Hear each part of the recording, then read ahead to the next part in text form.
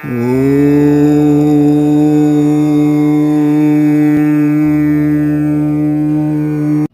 आप श्रीमद् भागवत कथा को सुनना चाहते हैं तो ध्यानपूर्वक सुने।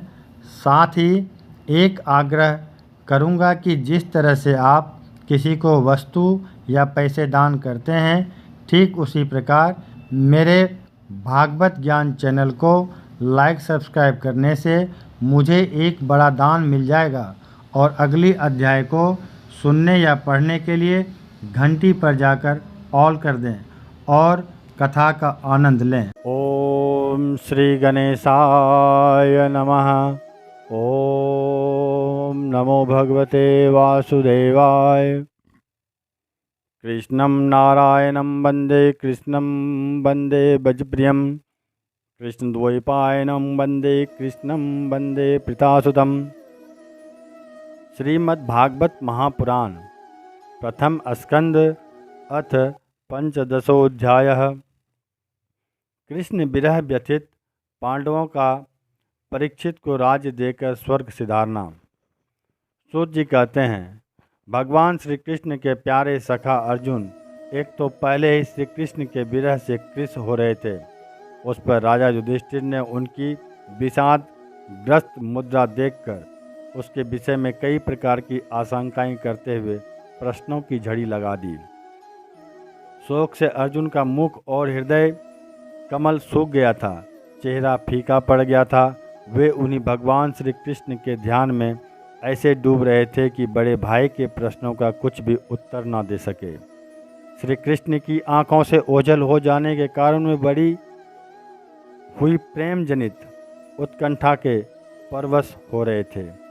रथ हाँकने टहलने आदि के समय भगवान ने उनके साथ जो मित्रता, अभिन्न हृदयता और प्रेम से भरे हुए व्यवहार किए थे, उनकी याद पर याद आ रही थी। बड़े कष्ट से उन्होंने अपने शोक का बेग रोका, हाथ से नेत्रों के आंसू पोंछे और फिर रूंधे हुए गले से अपने बड़े भाई महाराज युधिष्ठिर से कहा। अर्जुन बोले, महाराज, मेरे ममेरे भाई अथवा अत्यंत घनिष्ठ मित्र का रूप धारण कर श्री कृष्ण ने मुझे ठग लिया। मेरे जिस प्रबल पराक्रम से बड़े बड़े देवता भी आश्चर्य में डूब जाते थे, उसे श्री कृष्ण ने मुझसे छीन लिया।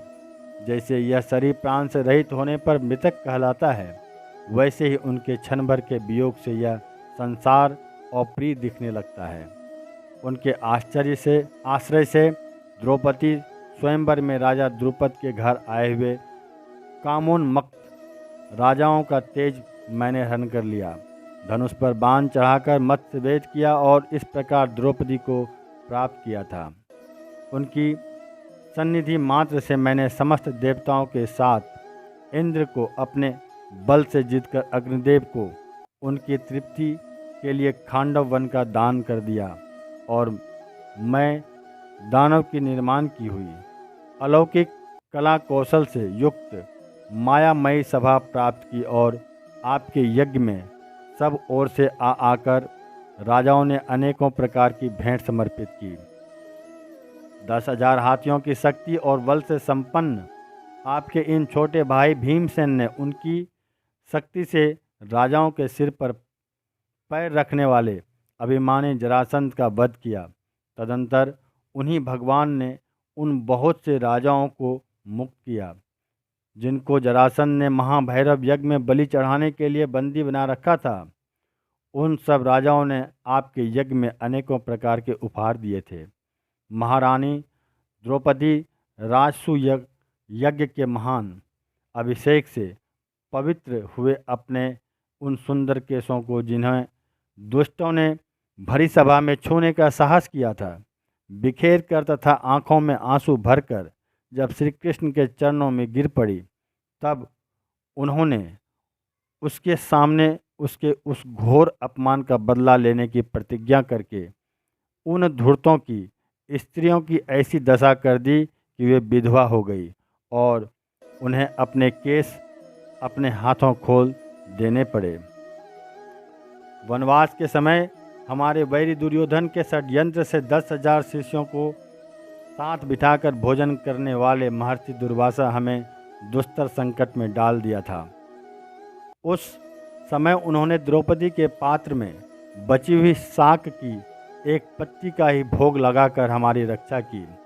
उनके ऐसा करते ही नदी में स्नान करती हुई मुनि मंडली को ऐसा प्रतीत हुआ मानो उनकी तो बात ही क्या, सारे त्रिलोकी ही तृप्त हो गई है।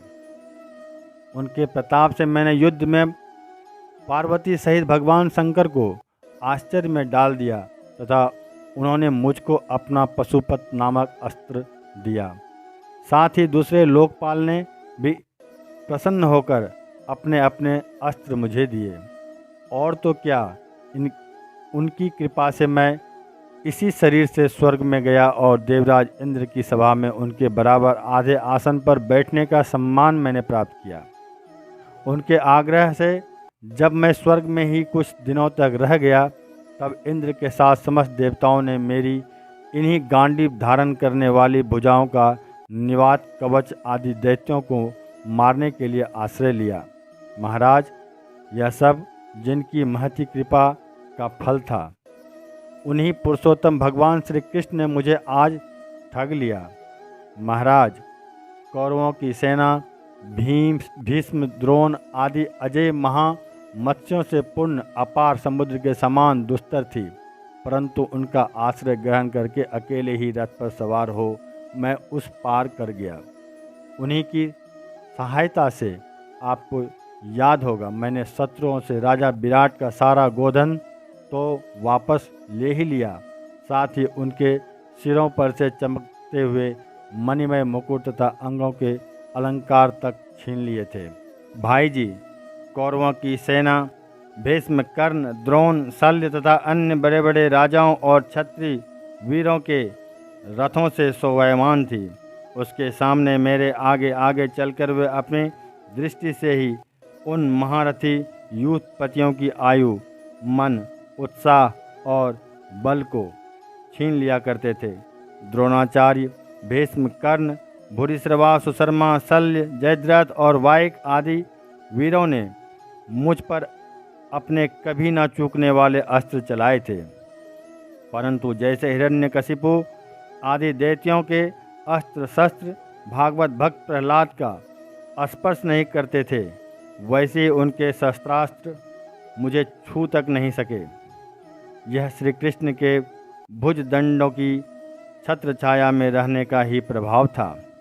श्रेष्ठ पुरुष संसार के मुक्त होने के लिए जिनके चरण कमलों का सेवन करते हैं, अपने आप तक को दे डालने वाले उन भगवान को मुझ दुर्बुद्धि ने सारथी तक बना डाला। आहा, जिस समय मेरे घोड़े थक गए थे और मैं रथ से उतरकर पृथ्वी पर खड़ा था, उस समय बड़े बड़े महारथी शत्रु भी मुझ पर प्रहार ना कर सके, क्योंकि श्री कृष्ण के प्रभास से उनकी बुद्धि मारी गई थी। महाराज, माधव के उन्मुक्त और मधुर मुस्कान से युक्त विनोद भरे एवं हृदय स्पर्शी वचन और उनका मुझे पार्थ, अर्जुन, सखा, कुरुनंदन आदि कहकर पुकारना मुझे याद आने पर मेरे हृदय में उथल पुथल मचा देते हैं। सोने, बैठने, टहलने और अपने संबंध में बड़ी बड़ी बातें करने तथा भोजन आदि करने में हम प्रायः एक साथ रहा करते थे। किसी किसी दिन मैं व्यंग से उन्हें कह बैठता, मित्र, तुम तो बड़े सत्यवादी हो। उस समय भी वे महापुरुष अपनी महानुभाव के कारण जैसे मित्र अपने मित्र का और पिता अपने पुत्र का अपराध सह लेता है, उसी प्रकार मुझ दुर्बुद्धि के अपराधों को सह लिया करते थे। महाराज, जो मेरे सखा प्रिय मित्र नहीं मेरे हृदय ही थे, उन्हीं पुरुषोत्तम भगवान से मैं रहित हो गया हूँ। भगवान की पत्नियों को द्वारका से अपने साथ ला रहा था, परंतु मार्ग में दुष्ट गोपों ने मुझे एक अबला की भांति हरा दिया और मैं उनकी रक्षा नहीं कर सका। वही मेरा गांडीव धनुष है, वही बाण हैं, वही रथ है, वही घोड़े हैं और वही मैं रथी अर्जुन हूँ, जिसके सामने बड़े बड़े राजा लोग सिर झुकाया करते थे। श्री कृष्ण के बिना ये सब एक ही क्षण में नहीं के समान सार शून्य हो गए। ठीक उसी तरह जैसे भस्म में डाली हुई आहुति, कपट भरी सेवा और ऊसर में बोया हुआ बीज व्यर्थ जाता है। राजन, आपने द्वारकावासी अपने जिन सुहृदय संबंधियों की बात पूछी है, वे ब्राह्मणों के सांपवश मोहग्रस्त हो गए और वारुणी मदिरा के पान से मदोन्मत्त होकर अपरिचितों की भांति आपस में ही एक दूसरे से भिड़ गए और घूसों से मार पीट करके सब के सब नष्ट हो गए। उनमें से केवल 4-5 ही बचे हैं। वास्तव में यह सर्वशक्तिमान भगवान की ही लीला है कि संसार के प्राणी परस्पर एक दूसरे का पालन पोषण भी करते हैं और एक दूसरे को मार भी डालते हैं। राजन, जिस प्रकार जलचरों में बड़े जंतु छोटों को, बलवान दुर्बलों को एवं बड़े और बलवान भी परस्पर एक दूसरे को खा जाते हैं, उसी प्रकार अतिशय बली और बड़े युद्धवंशियों के द्वारा भगवान ने दूसरे राजाओं का संहार कराया। तत्पश्चात युद्धवंशियों के द्वारा ही एक से दूसरे युद्धवंशी का नाश करा के पूर्ण रूप से पृथ्वी का भार उतार दिया। भगवान श्री कृष्ण ने मुझे तो शिक्षाएं दी थी, वे देश काल और प्रयोजन के अनुरूप तथा हृदय के ताप को शांत करने वाली थी। स्मरण आते ही वे हमारे चित्त का हरण कर लेती है। सूत जी कहते हैं, इस प्रकार प्रगाढ़ प्रेम से भगवान श्री कृष्ण के चरण कमलों का चिंतन करते करते अर्जुन की चित्त वृत्ति अत्यंत निर्बल और प्रशांत हो गई। उनकी प्रेममयी भक्ति भगवान श्री कृष्ण के चरण कमलों के आहिर चिंतन से अत्यंत बढ़ गई। भक्ति के वेग ने उनके हृदय को मथ कर उसमें से सारे विकारों को बाहर निकाल दिया। उनके युद्ध के प्रारंभ में भगवान के द्वारा उपदेश किया हुआ गीता ज्ञान पुनः स्मरण हो आया, जिसकी काल के व्यवधान और कर्मों के विस्तार के कारण प्रमादवश कुछ दिनों के लिए विस्मृत हो गई थी।